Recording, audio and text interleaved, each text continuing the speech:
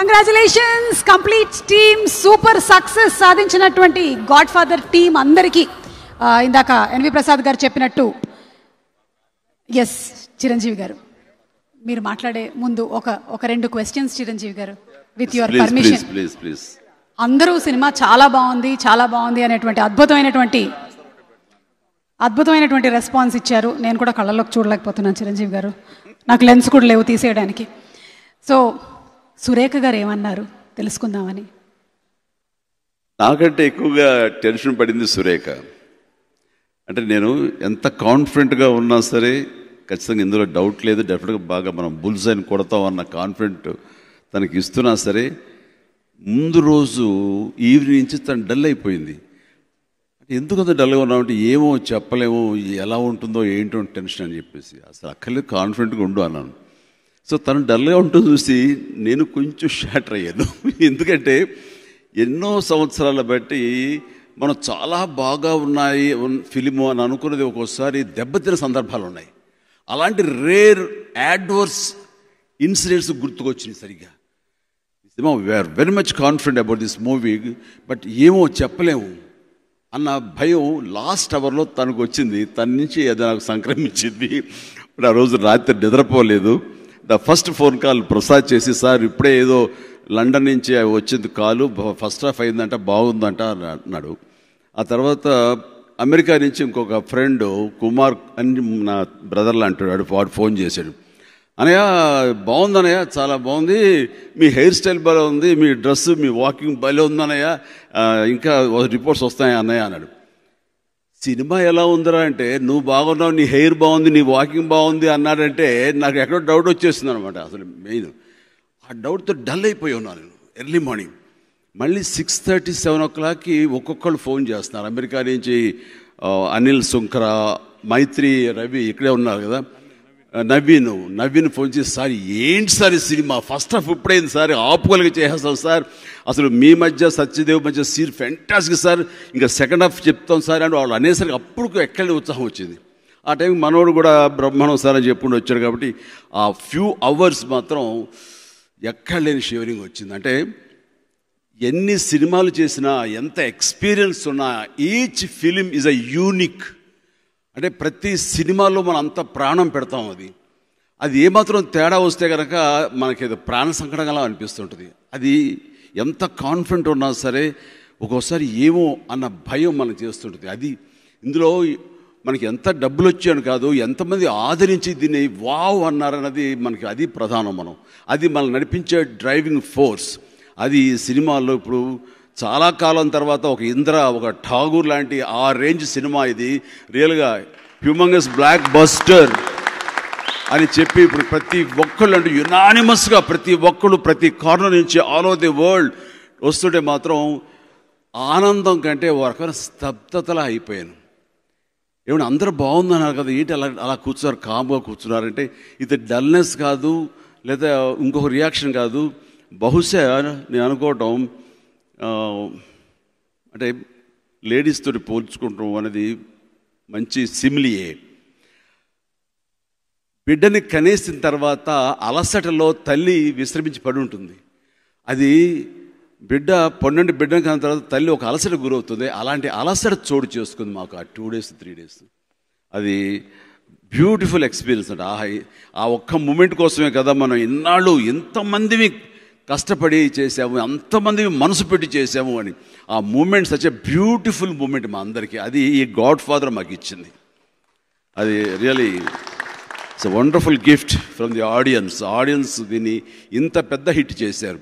అంటే ప్రతి ఒక్కళ్ళు థియేటర్స్కి ఆడియన్స్ వచ్చే పరిస్థితి లేదు.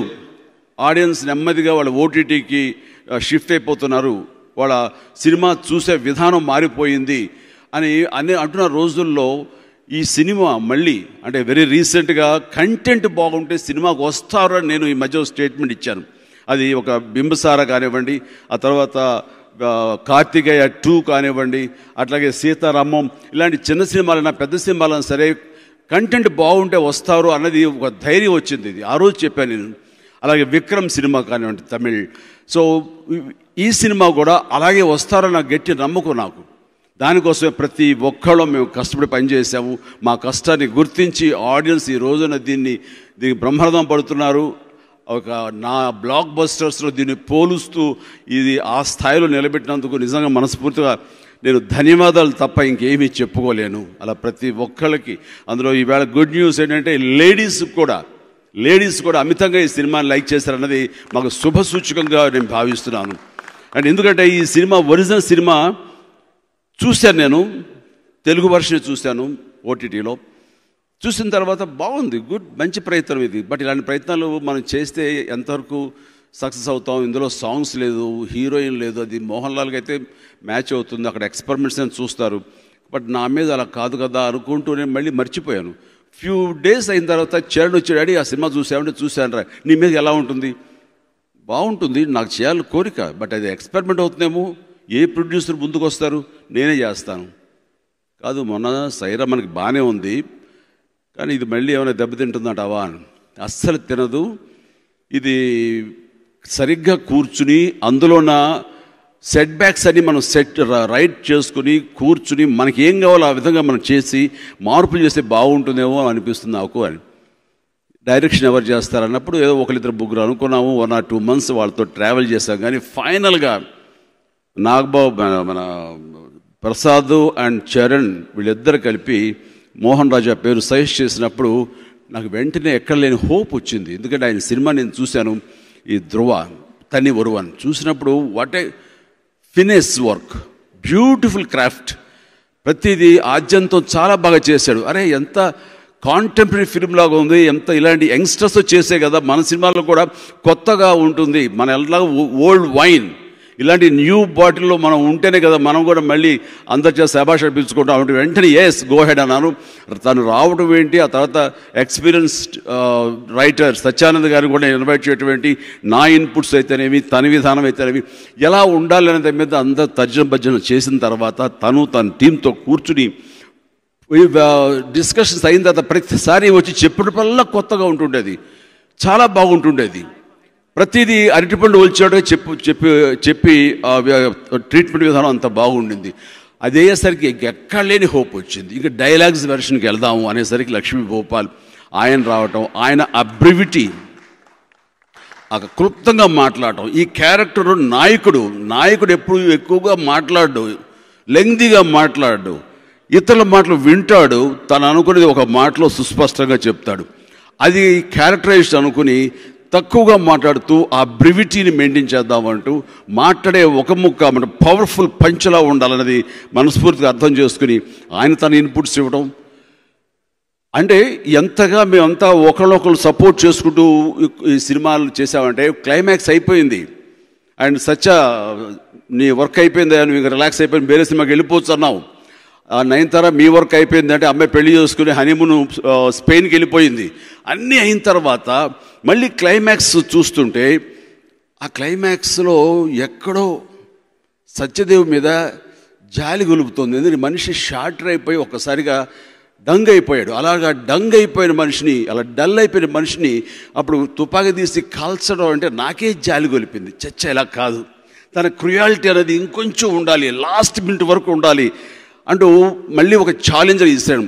లేదు రాజా ఇలా కాదు, అతను ఇంకొంచెం విలనిజం పెంచాలి, అవేదో ఉండాలి అని అన్నప్పుడు సార్ టైం ఇవ్వండి అని తన టీంతో మళ్ళీ కూర్చుని అప్పుడు అతను లాస్ట్ మినిట్లో కూడా మా చెల్లెల్ని చంపాలన్న ప్రయత్నం చేసేలాగా చిన్న యాక్సిడెంట్ లాంటిది క్రియేట్ చేయటం, ఆ యాక్సిడెంట్లో అతను ఫెయిల్ అవటం, దానికి పై ఎత్తుగా నేను ఆల్రెడీ నా మనుషులను అక్కడ షఫీ ఇలాంటి వాళ్ళందరినీ పొందుపరచడం.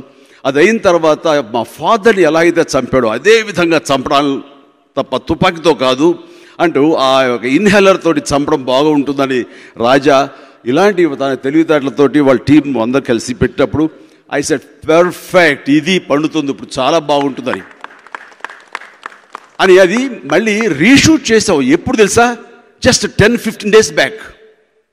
అలాగా లాస్ట్ మినిట్ వరకు కూడా మేమందరం కలెక్టివ్గా కూర్చుని నా యొక్క ఎక్స్పీరియన్స్ అవ్వండి ఏమన్నామండి, నాకు డౌట్ వస్తుంది. నేను ఎట్లాగైనా సరే ఒక సినిమా చేసిన తర్వాత సినిమాలో పార్ట్ లాగా సినిమాని ప్రేమించేది నా బిడ్డలాగా నేను ఎప్పుడు చూడను. నేను అది నా సినిమా అయినా సరే నేను దాన్ని ప్రేమించను. బయట నుంచి చూసి ఇది మరో బిడ్డ, నేను 10 రూపాయలు పెట్టి దీన్ని సినిమా చూడాలనుకుంటున్నాను, ఎందుకు చూడాలి, ఏంటి ఇది వీళ్ళు చేసే ఇది అని ఎదురు మాట్లాడుతూ ఒక క్రిటిక్లా చూస్తాను. సో నాకు తప్పులు తెలుస్తాయని నాకు ఒక గట్ ఫీలింగ్. నాకు ఆ రకంగా తప్పులు తెలిసినప్పుడు, ఆ రకంగా వీక్ పాయింట్స్ తెలిసినప్పుడు, అలాగా గ్రే ఏరియాస్ తెలిసినప్పుడు, ఎక్కడో ఎమోషన్ మిస్ అవుతుంది, ఎందుకు చూడాలని నాకే అనిపించినప్పుడు, ఆ పాయింట్స్ వీళ్ళకి చెప్పినప్పుడు, నేను ఏదైనా ఒక పాయింట్ చెప్పానంటే ఆయన ఎక్స్పీరియన్స్ తో ఊరికే చెప్పడు, ఇందులో ఏదో ఒక మ్యాటర్ ఉండబట్టి చెప్తాడు. అది మనం పాజిటివ్గా తీసుకుని దాన్ని ఛాలెంజింగ్గా మరింత చక్కగా దాన్ని డిజైన్ చేసి చెప్పాలని చెప్పేసి వాళ్ళు ముందుకు రావడంతో ఈ రోజున మీరు చూసిన లూసిఫర్ అయింది. అండ్ నా అదృష్టం, ఎప్పుడో మొన్న కూడా చెప్పాను, ఒక సీనియర్ యాక్టర్ చెప్పింది నాకు, మనం స్క్రీన్ మీద ఎలా ఉండాలి అనేది మనకంటే కూడా మనల్ని ప్రేమించే వాళ్ళకి తెలుస్తుంది. వాళ్ళు ఎన్నో సంవత్సరాలుగా వాళ్ళ చిన్న బిడ్డల నుంచి మనల్ని చూస్తుంటారు. ఎక్కడెక్కడ మనల్ని చూసి వాళ్ళు ఎగ్జైట్ అయ్యారు, ఎక్కడెక్కడ వాళ్ళు చూసి మనకి వినోదం ఇచ్చాము, అవన్నీ కలిపి మళ్ళీ తిరిగి మన దగ్గర పనిచేసి మనకి డైరెక్టర్లు గానో, మనకి మరొక కెమెరామెన్లు గానో, మన తోటి యాక్టర్లు గానో వాళ్ళు పనిచేసినప్పుడు మనం ఎలాగ ప్రొజెక్ట్ అయితే బాగుంటుందో వాళ్ళకి తెలిసినట్లుగా బహుశా నాకు కూడా తెలియదేమో అనిపిస్తుంది. అందుకని ఈ రోజున ఇక్కడ ఉండే ప్రతి ఒక్కళ్ళు కూడా నా ట్రావెల్ని చూసిన వాళ్ళే, ప్రతి ఒక్కళ్ళు కూడా వాళ్ళ మనసు పెట్టి ప్రేమించిన వాళ్ళే.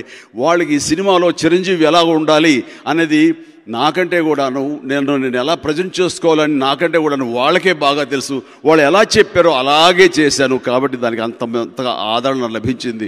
ఈ రోజున లూసిఫర్ చిరంజీవి తన అభినయం కళతోనే చేశాడు అంటుంటే కనుక that credit goes to entire team for everybody.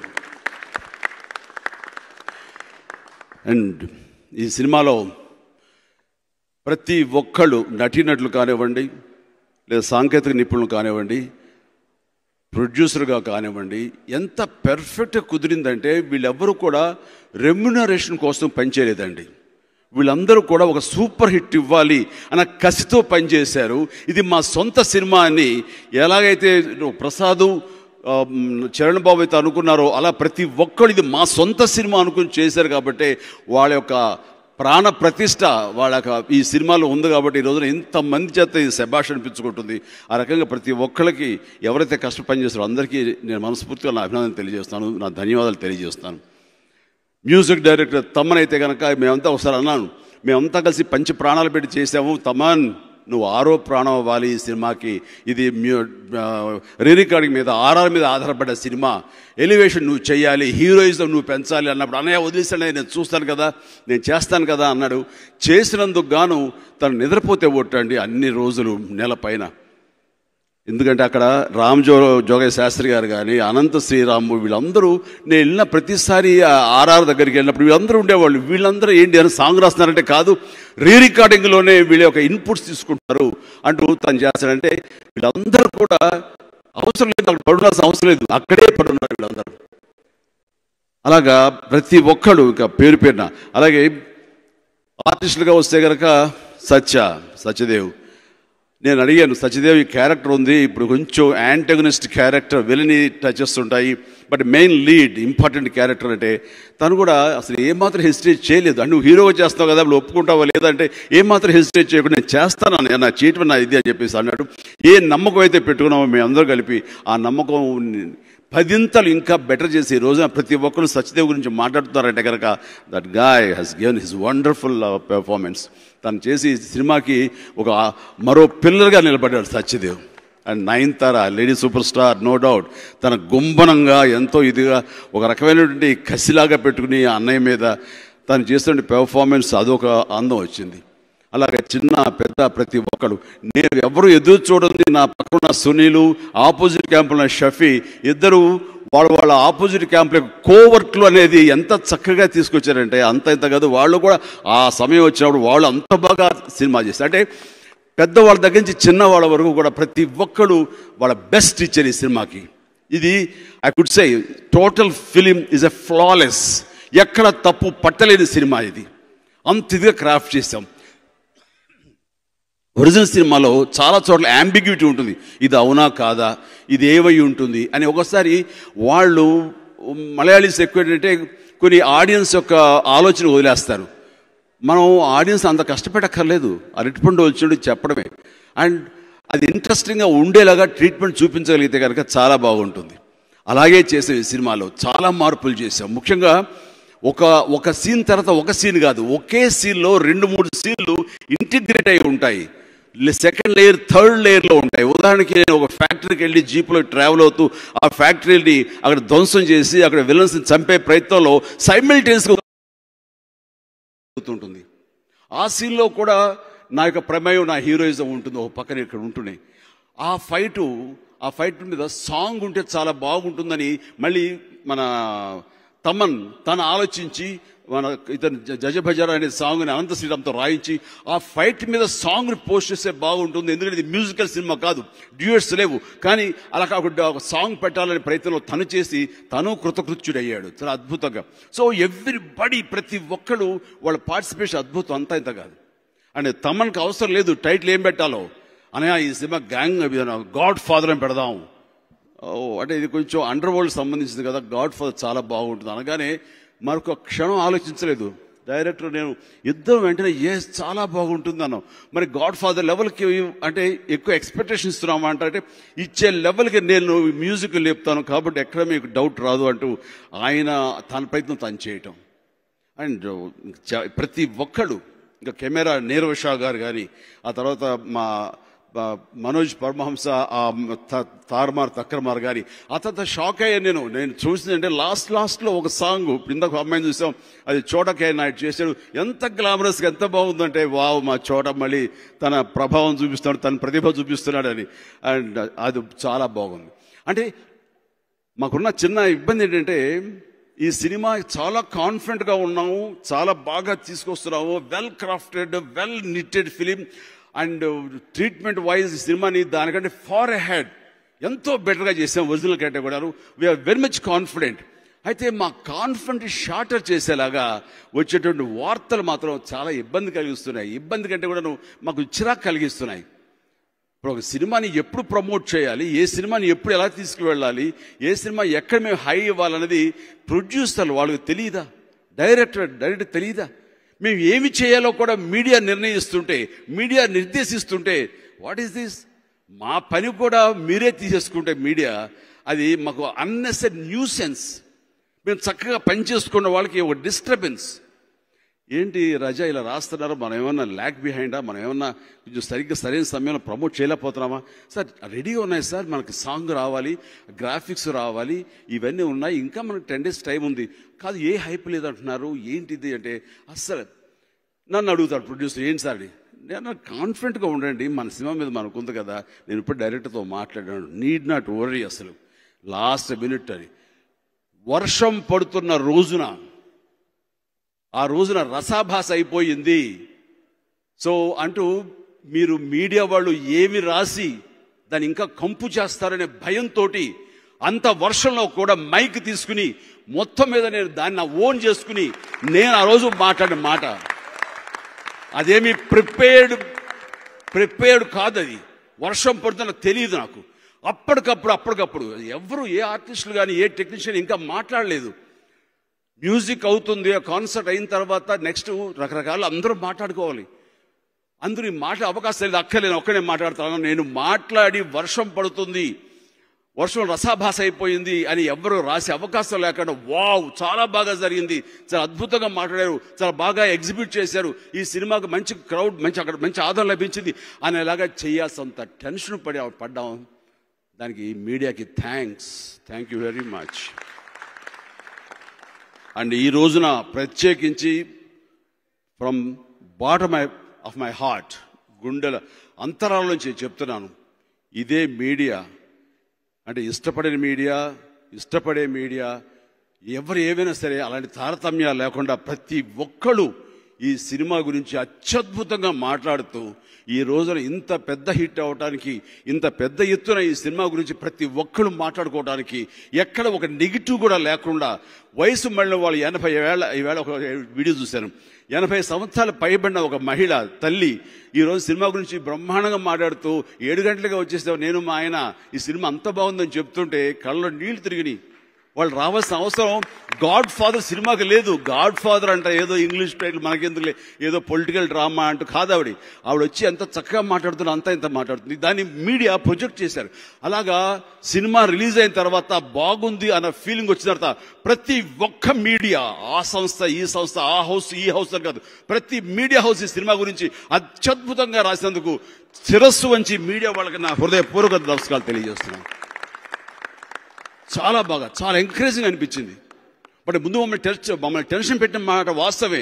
ఏమీ లేదు, ఏమీ చేయట్లేదు, సినిమాలో దమ్ము లేదంట, వాళ్లే ఇదైపోయారు అని అంటాం. ఇంకా షూటింగ్ జరుగుతుందంట బాంబేలో, ఇంకా ఇలాగంట. ఇలా అంటుంటే ఏంటిది డిస్టర్బెన్స్ చేస్తున్నారు అన్న ఫీలింగ్ వచ్చింది. కానీ బట్ సినిమా మా కష్టాన్ని గుర్తించి సినిమా చాలా బాగున్నందుకు మీరందరూ దీన్ని ప్రొజెక్ట్ చేసిన విధానం కానీ, ఈ రోజు ప్రజెంట్ చేసిన విధానం కానీ నిజంగా ప్రతి ఒక్కరికి పేరు పేరున మీడియా వాళ్ళకి, సోషల్ మీడియా అవనివ్వండి, శాటిలైట్ ఛానల్స్ వాళ్ళు అవనివ్వండి, లేదా వేరే ఎవరి సరే ప్రతి ఒక్కళ్ళు అత్యద్భుతంగా దీన్ని ప్రొజెక్ట్ చేస్తున్నారు. ఎక్కడ ఒక్క నెగిటివ్ వార్త లేదు. అవుట్ ఆఫ్ 5, 3 నుంచి 3 to 350 అలాగా మీరు మంచి మార్కులు మాకు వేసి ఈ సినిమా ప్రజల్లో అత్యద్భుతంగా ఆదరణ పొందేందుకు అవకాశం కల్పించారు. దానికి మీడియాకి ప్రత్యేకించిన ధన్యవాదాలు. అండ్ ప్రజలకు కూడా దీనికి చాలా కాలం తర్వాత మళ్ళీ మా సినిమా ఇంత పెద్ద ఎత్తున మీరు ఆదరిస్తున్నారు. అంటే ప్రజల్లో కూడా ఎలాంటి మార్పు వచ్చిందంటే, ప్రేక్షకుల్లో రెగ్యులర్గా సాంగ్స్ ఉండాలి, లేదా ఫైట్స్ 4-5 ఫైట్స్ ఉండాలి, హీరో కామెడీ సీన్స్ చేయాలి, ఎంటర్టైన్మెంట్ ఉండాలి.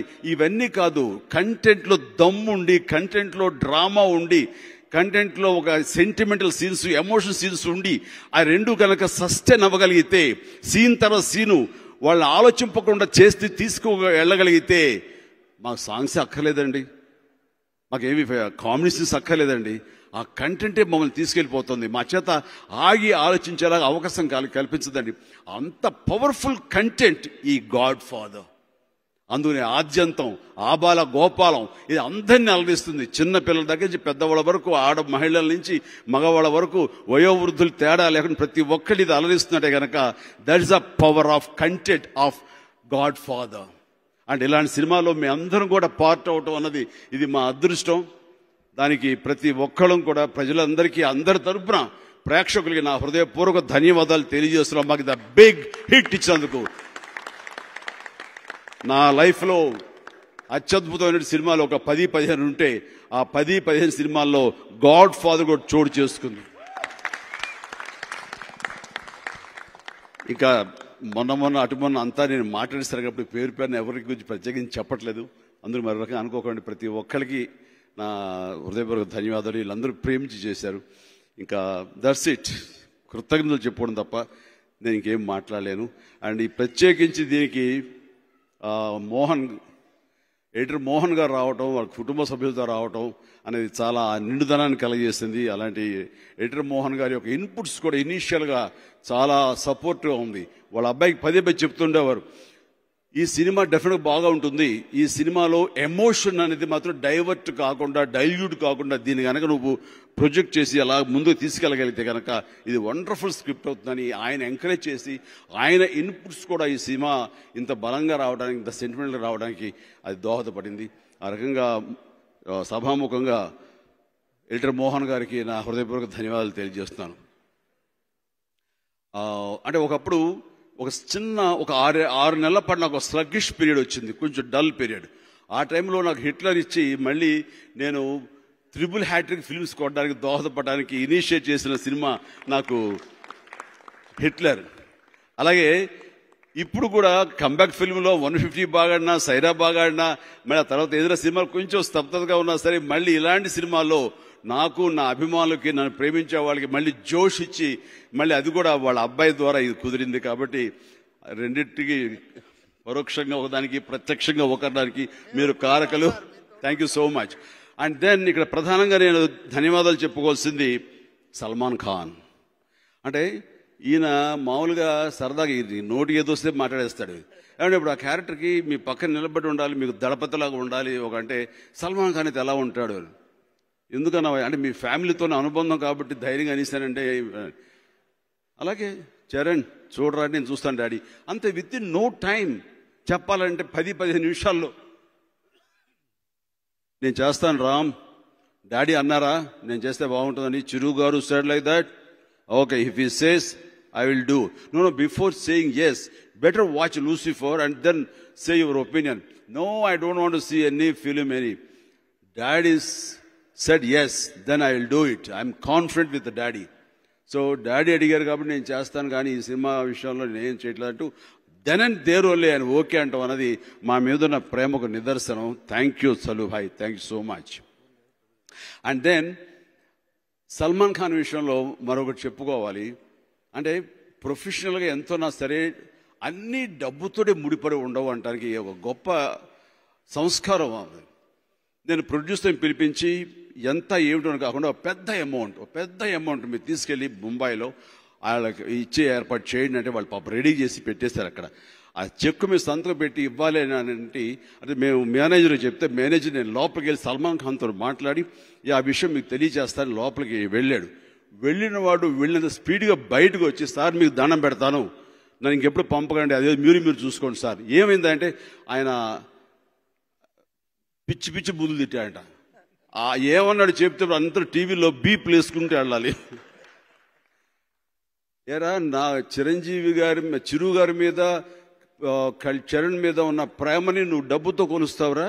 ఆ ప్రేమకి ఎన్ని కోట్లు ఇస్తారు నువ్వు? Be careful. పోతలు కానీ పంపించాడంట. I'm doing with love and affection అని.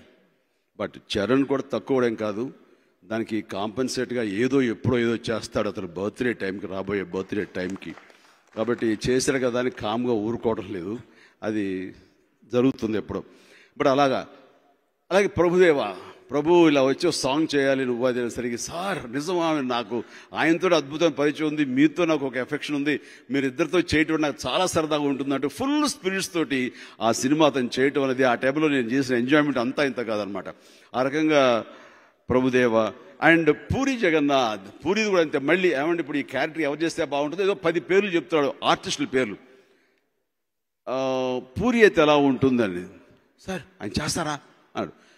చేస్తాడు. ఈ ఫ్రస్ట్రేటెడ్ యూట్యూబర్ క్యారెక్టర్ చాలా బాగుంటుంది, ఆ సిగరెట్ తాగే విధానం కానీ ఆ టైప్ చేసే విధానం కానీ అని. ఎలా మీకు అనిపించింది సార్ అంటే ఈ పాండమిక్లో అతను కొన్ని ప్రవచనాలు పలుకుతూ ఉంటాడు సరదాగా, తను కొన్ని కొటేషన్స్ అవి చూస్తుంటే కొన్ని తమాషాగా బాగుంటాయి. అవి చూస్తుంటే భలే చెప్తున్నాడే తను అనిపిస్తుంటుంది. అలాగే పాడ్కాస్ట్లో కూడా కొన్ని వింటూ ఉంటాను పూరివి. అలాగే పూరి స్ఫురించాడు.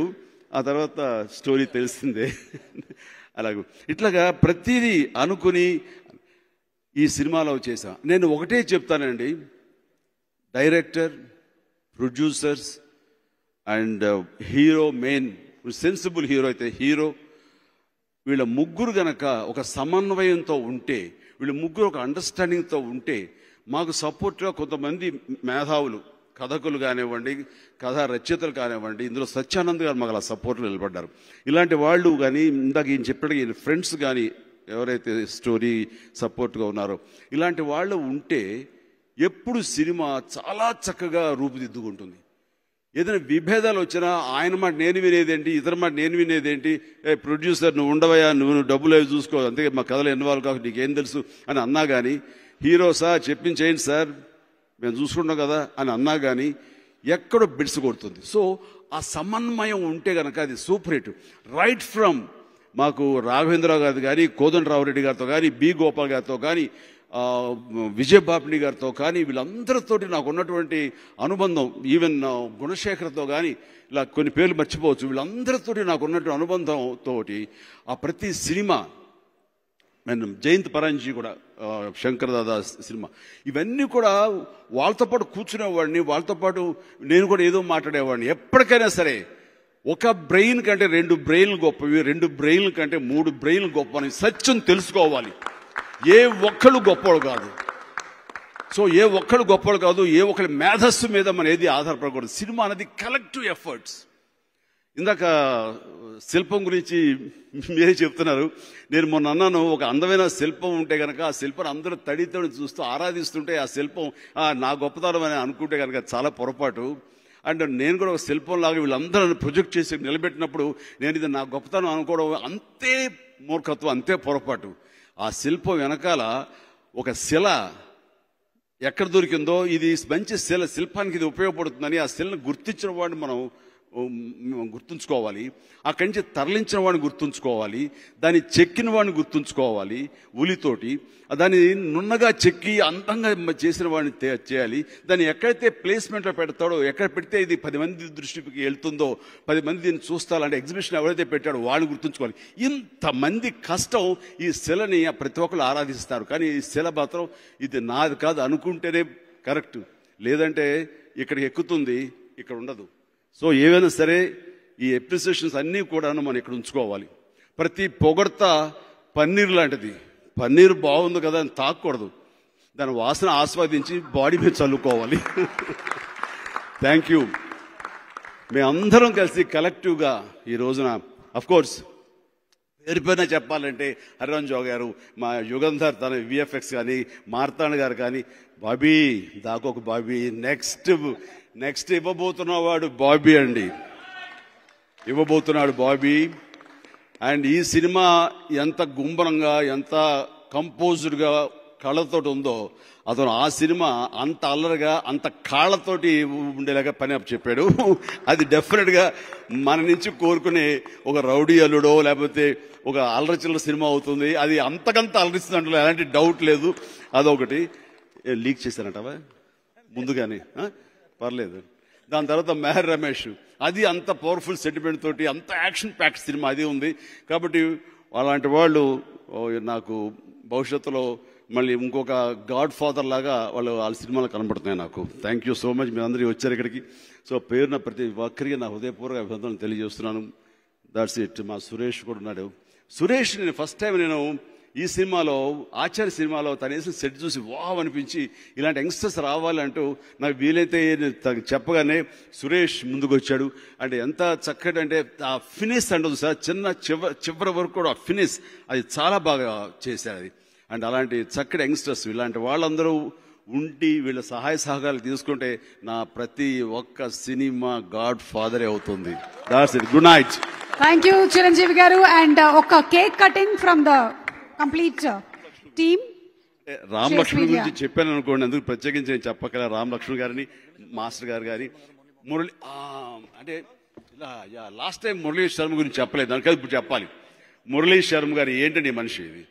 ఇతను ఈ సినిమా చూశాను నేను అలవైకుంఠపురంలో. మొహం నిండా దరిద్రం తాండవిస్తుంటుంది. అది మంచి దురాశ మనిషి. ఇందులో వచ్చేసరికి పవర్ మాంగర్. వీలైతే జోకర్లాగా పవర్ కొట్టేద్దామని, లేదంటే ఓకే వాళ్ళకి ఏం కావాలి. అది వెరీ డిఫరెంట్ క్యారెక్టర్. చిన్న చిన్న గెస్టర్స్ తోటి ఆ ఒక్కపడి నవ్వులతో ఇలా డబ్బా అనుకుంటూ ఇలా అనుకుంటూ ఇలాగా. ఎలా చేస్తావయ్యా, బ్రహ్మాండంగా చేసేవారు. సరే, ఇక మురళీమోహన్ గారు అయితే కనుక ఇది అప్పుడప్పుడు కలుసుకుంటూ మాట్లాడుకుంటుంటాం మంచి చెడ్లని. ఎలా ఉంది ఏంటంటే ఏదో బోరు కొడుతుంది, నేను మళ్ళీ సినిమా చేద్దాం అనుకుంటున్నాను, ఇంకా పాలిటిక్స్ అనేది పక్కన పెడదాం అనుకుంటున్నాను, నాకు ఓపిక లేదు, చెప్పిస్తాను అని. నిజంగా చేస్తారా మళ్ళీ అని. చేస్తానే అని. అప్పుడు వైట్ హెయిర్ ఉంది, ఇదే వైట్ హెయిర్తో రండి అన్నాను. అలాగే ఆయన ఈ సినిమా వచ్చి చాలా చేశారు. అయితే తను అన్నట్లుగా ఫుల్ ఫ్లెడ్జ్డ్గా మంచి క్యారెక్టర్ చేయలేకపోయాం, కానీ నాతో పాటు ఆయన ట్రావెల్ చేశారు. ఇది గుడ్ బిగినింగ్ అనుకుంటున్నాను మీకు. అండ్ సరదమన్ బెనర్జీ, అలాగే గుడ్ కమ్బ్యాక్. అండ్ సరదమన్ బెనర్జీ నాకు ఆ సినిమా నుంచి పరిచయం. సిరివెన్నెల నుంచి పరిచయం. తర్వాత స్వయం కృషిలో నాకు నా తోటి హీరోగా చేశాడు ఆయన. అండ్ అప్పటి నుంచి పరిచయం. తర్వాత ఏమైపోయాడు ఏంటో కనపడలేదు. మధ్య వివేకానంద అనే ఒక సినిమా సీరియల్ చేశాడు, పెద్ద సినిమా. అండ్ అంత స్ఫురద్రూపి, అంత అందగాడు, మధ్యలో కనపట్లేదు. ఎప్పుడైతే మనోడు సీఎం క్యారెక్టర్ ఎవరిని అనుకుందా ఏంటి అనుకున్నప్పుడు అన్నాను, ఒక్క నిమిషం రాజా, సరోదమన్ బెనర్జీ అని ఉన్నాడు, చాలా అందంగా ఉంటాడు, బాగుంటాడు, మంచి స్ఫురద్రూపి, very positive face, very lovely face. అతను హీరోయిన్స్ని అడిగితే ఆయన ఇప్పుడెక్కడున్నాడు, ఆయన ఇప్పుడు సన్యాసం పుచ్చుకొని ఎక్కడో కృష్ణారామ అనుకుంటూ ఎక్కడో ఉన్నాడు అన్నారు. ఎక్కడున్నాడు అంటే కనుక్కుంటాను, రిషికేశ్లో ఎక్కడో ఆశ్రమంలో ఉన్నాడని తెలిసింది. ఎందుకు ఈ వయసులో ఎందుకమ్మా ఋషి అయిపోవటం ఇంకా ఉంది కదండి, ఆయన ఫీల్ అయిపోతాడు పెద్దోడు అయిపోయానని. ఆయన యాక్ట్ చేస్తాడంటే నాకు తెలియాలి, అడుగుతానని చెప్పి అడిగి వెంటనే చిరంజీవి అడిగాడా, అయితే చేస్తాను అని. ఈయన ఎన్నో సంవత్సరాల తర్వాత మళ్ళీ ముఖానికి రంగు వేసుకుని ఈ సినిమా చేయడంతో ఆ క్యారెక్టర్కి ఒక హుందాతనం వచ్చింది, ఆ క్యారెక్టర్ నిండుదనం వచ్చింది. దాన్ని ఎంతో ఇంట్రెస్టింగ్గా చేశాడు ఆయన. థ్యాంక్ యూ సరదమన్, thank you so much, thank you so much. ఇంకా ఎవరి గురించి అన్న మా అప్పారావు, సరే మేమంతా కలిసి ఫ్యామిలీ మెంబర్స్, అలాగే ప్రతి ఒక్కళ్ళు కూడా ఉన్నారు. అందరికీ పేరు పేరున నా హృదయపూర్వక ధన్యవాదాలు మరొకసారి తెలియజేస్తాను. అండ్ ఐ థింక్ అందరూ మంచి జోష్లో ఉన్నాము, ఎక్కడ ఆపాలో నాకు తెలియటం లేదు. Thank you so much.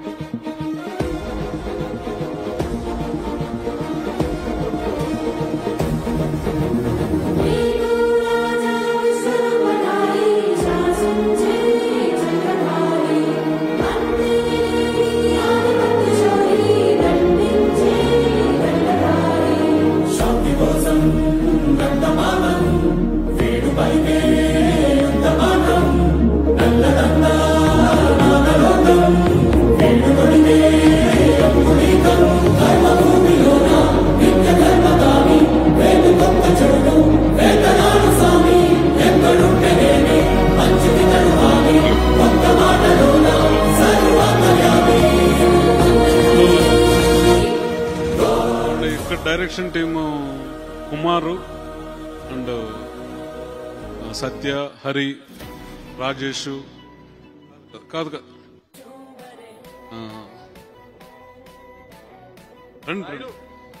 Rayudu, Uma, పైకి రండి అమ్మ, మా బగా పైకి రండి అందరూ.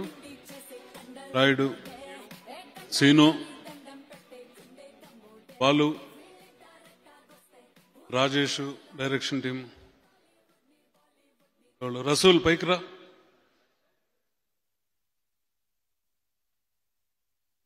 డ్రైవర్ సతీష్ వెంకట్,